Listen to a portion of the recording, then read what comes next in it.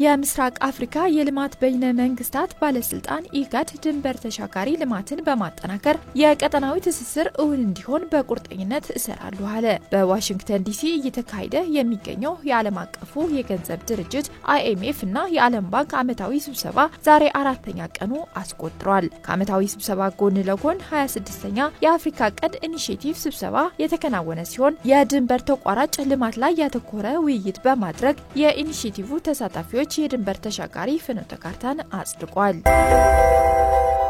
በተመሳሳይ የኢትዮጵያ ብሔራዊ ባንክ IMF በአባል ሀገራት ድርሻ ላይ ያደረገው 50% ማሻሻያ እንዲፋጠን የባንኩ ገዢ ዶክተር ኢዮብ ተካልኝ ጠየቁ።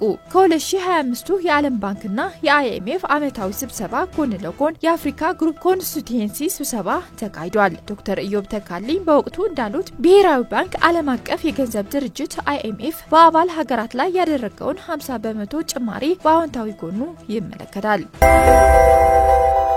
ኢትዮ ቴሌኮም በሚቀጥሉ 3 ዓመታት የደንበኞች ቁጥር ከ100 ሚሊዮን በላይ ለማድረስ እየሰራ ነው አሉ ዋና ስራ አስፈጻሚ ፍሬህይወት ታምሩ።